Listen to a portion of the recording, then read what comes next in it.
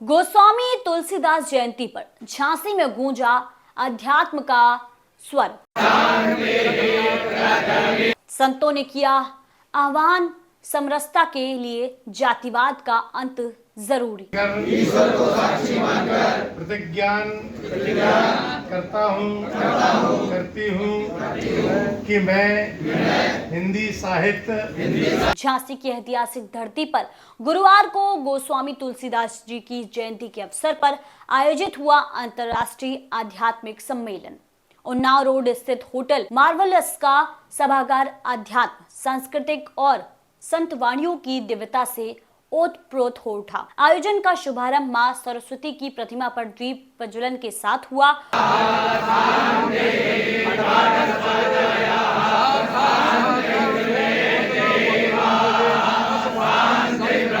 और फिर मंच पर आरंभ हुई संवादों की एक ऐसी श्रृंखला जिसमें भारत की सनातन चेतना, सामाजिक समरसता और आध्यात्मिक मूल्यों की भावपूर्ण चर्चा हुई। इस आयोजन का मुख्य उद्देश्य रहा समाज में व्याप्त जातिगत भेदभाव को समाप्त कर एक समरस, सम्मान और संस्कारी भारत का निर्माण करना। मेरा विश्वास है कि जब आप धर्म के इन तीन का जो परमात्मा के काम है, परित्राणाय साधूनां विनाशाय च दुष्कृतां धर्म संस्थापनार्थाय, इन तीन कामों के लिए जो व्यक्ति भी खड़ा होगा परमात्मा उसके साइकिल के पीछे का पकड़े रहेगा, उसको गिरने नहीं देगा। और ये मैंने अनुभव किया है। अब कल्पना करिए कि इसी झांसी की धरती से जो बीजारोपण हुआ यहीं पर रजिस्ट्रेशन हुआ और 2020 में रजिस्ट्रेशन हुआ न्यास के रूप में। आज विश्व के 37 देशों में हिंदी साहित्य भारती की इकाइयां हैं। भारतवर्ष के प्रत्येक कोने कोने तक ये हिंदी साहित्य भारती काम कर रही है। सुदूर दक्षिण भारत में, चाहे केरला हो, चाहे तमिलनाडु हो, चाहे आंध्रा हो, कोई भी पूर्वोत्तर भारत ले लीजिए, ऐसा कोई भी प्रदेश नहीं बचा जहां हिंदी साहित्य भारती ना हो। और यही नहीं, उत्तर भारत के अधिकांश जनपदों में, लगभग 90% जनपदों में हमारी इकाइयां गठित हैं। कार्यक्रम चल रहे हैं, अनवरत कार्यक्रम चल रहे हैं। सशक्तता लगातार बढ़ रही है। और एक बताते हुए मुझे हर्ष हो रहा है, ये जो मूर्तियां बैठी है ना, जो बाहर से आए हुए हैं, चाहे साध्वी गुरु पधारे हैं, वो राजपुरोहित जी हों या विजय लक्ष्मी जी हों, सिंगरौली से आई हैं, ये सारे के सारे लोग सक्रियता के साथ हिंदी साहित्य भारती के घटक हैं। और इसलिए ये यहां पर आए हैं क्योंकि इनके जिम्मे यह हिंदी साहित्य भारती के आध्यात्मिक प्रकोष्ठ की जिम्मेदारी है। इसलिए मेरा मानना है, यद्यपि राष्ट्रीय स्वयंसेवक संघ ने बहुत काम किया है, लेकिन कुछ प्रश्न भी अनुत्तरित है। प्रश्न यह है कि स्वतंत्रता के समय जो वातावरण था, क्या वो वातावरण आज है? मैं ही आपके सामने खड़ा हूं। वंदे मातरम उत्तर प्रदेश में अनिवार्य किया था, मेरे ऊपर दबाव डाला गया कि वंदे मातरम आदेश वापस कर लीजिए, नहीं तो मंत्रिमंडल से हटना पड़ेगा। अब आप कल्पना करिए, भारतीय जनता पार्टी की सरकार, फतवा जारी हुआ मेरे खिलाफ, इसके बाद भी मुझे मजबूरी में मंत्रिमंडल से हटना पड़ा, लेकिन अपने वंदे मातरम आदेश को वापस नहीं लिया। मैंने कहा कुछ भी हो जाए वापस।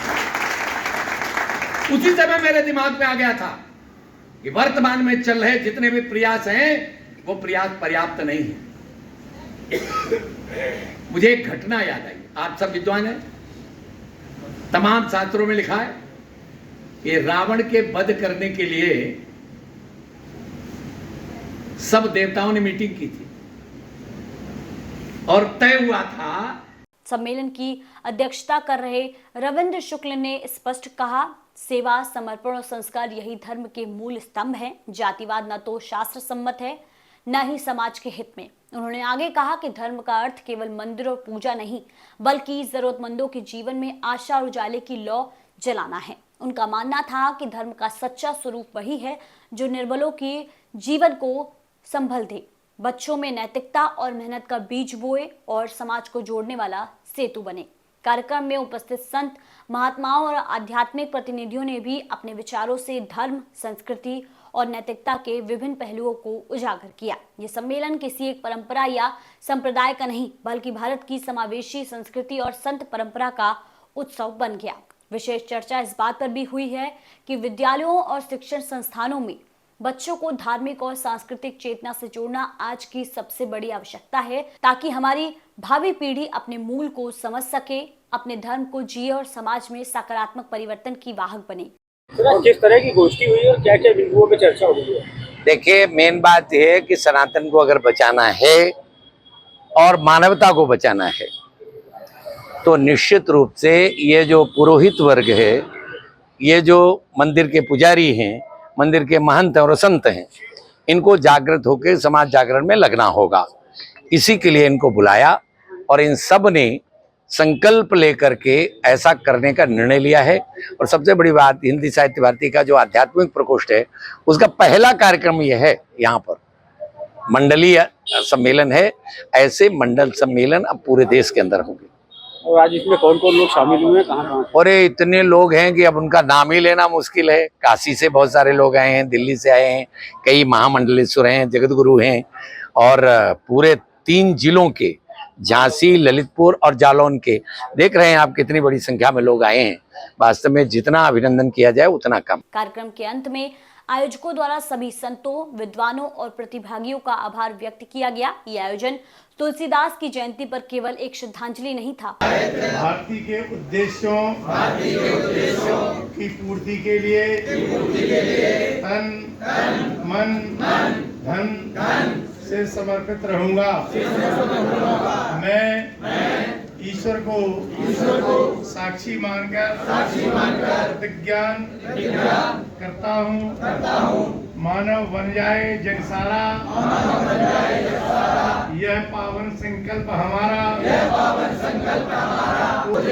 बनाकर अपने जीवन को व्यवस्थित करूंगा और सक्रिय रहकर अपने दायित्वों को निर्वहित करूंगा। बल्कि एक सांस्कृतिक संकल्प था जो आने वाले समय में समाज को नई दिशा देने वाला साबित हो सकता है।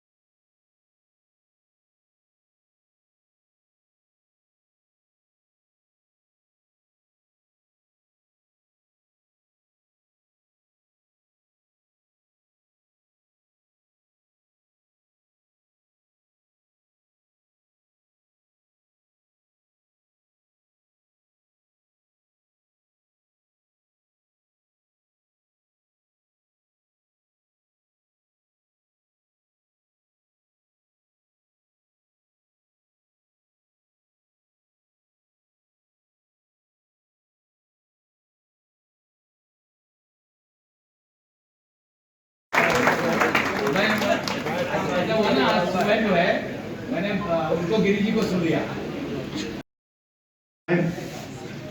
तो बड़ी ही वेदना होती है जब वो कहते हैं कि गायत्री मंत्र आता ही नहीं, हमको बताया ही नहीं किसी ने।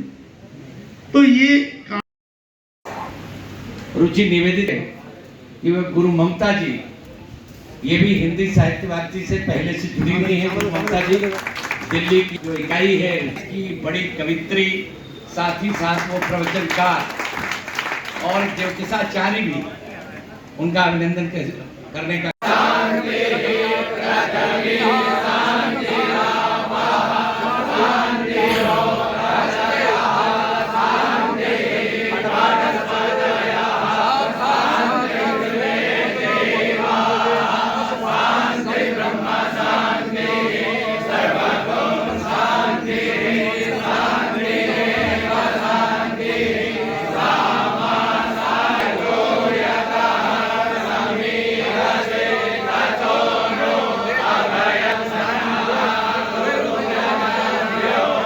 सावधान।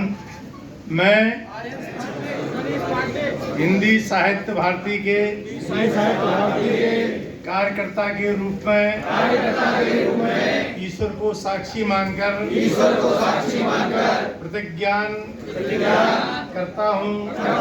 करती हूँ कि मैं हिंदी साहित्य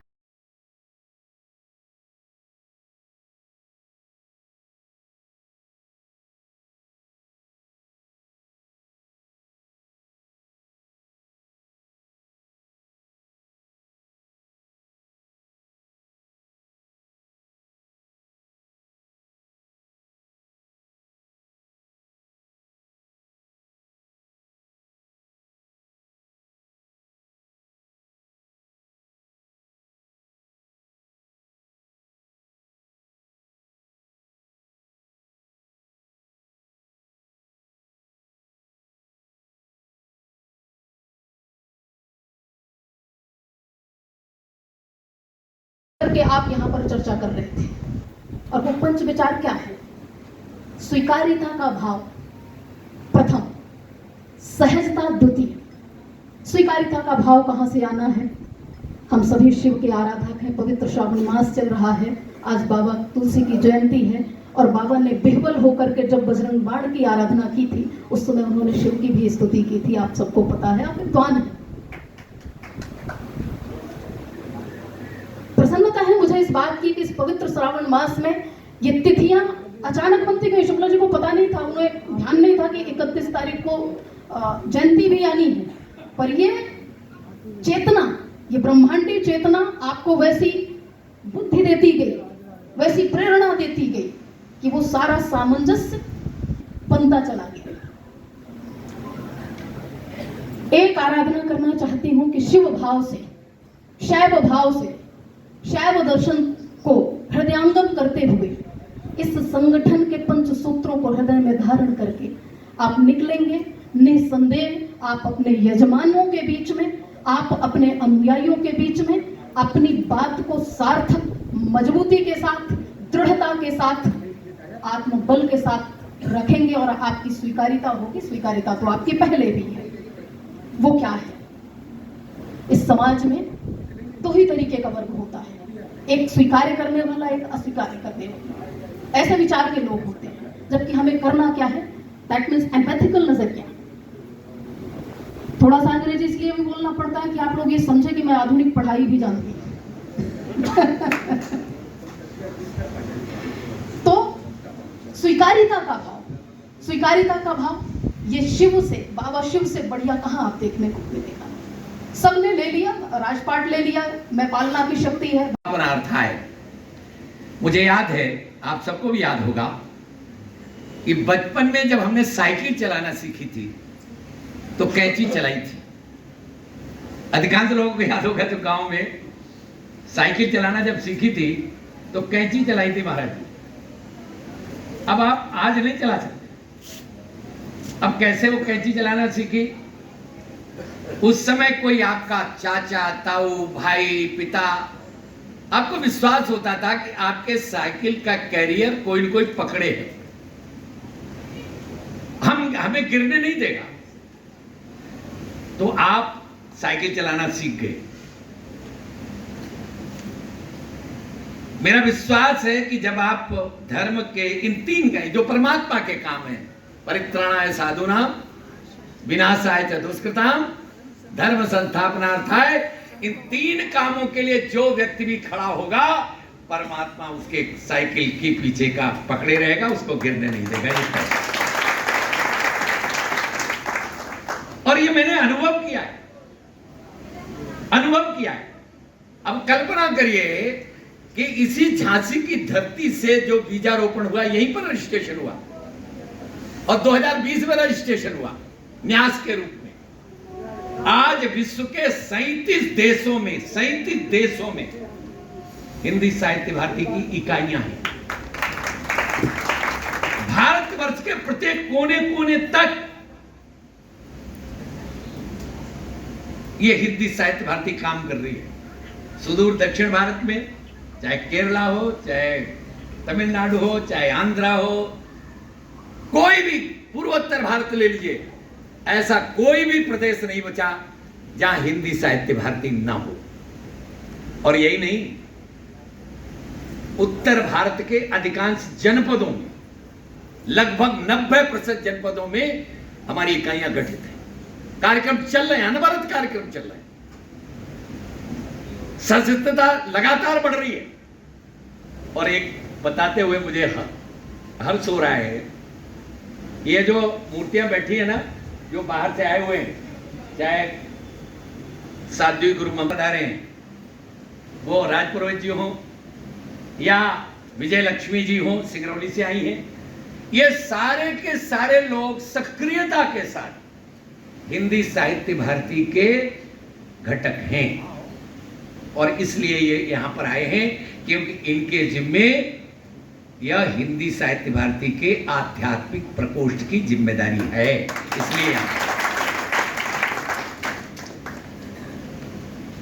मेरा मानना है, यद्यपि राष्ट्रीय स्वयंसेवक संघ ने बहुत काम किया है, लेकिन कुछ प्रश्न भी अनुत्तरित हैं।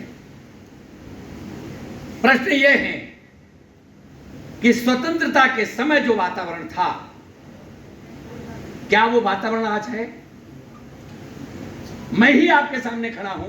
वंदे मातरम उत्तर प्रदेश में अनिवार्य किया था, मेरे ऊपर दबाव डाला गया कि वंदे मातरम आदेश वापस कर लीजिए, नहीं तो मंत्रिमंडल से हटना पड़ेगा।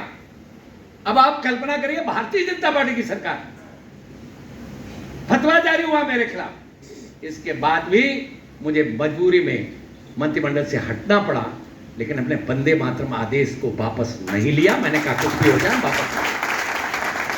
उसी समय मेरे दिमाग में आ गया था कि वर्तमान में चल रहे जितने भी प्रयास हैं, वो प्रयास पर्याप्त नहीं है।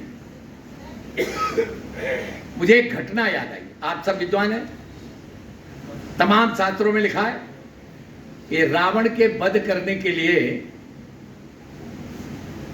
सब देवताओं ने मीटिंग की थी और तय हुआ था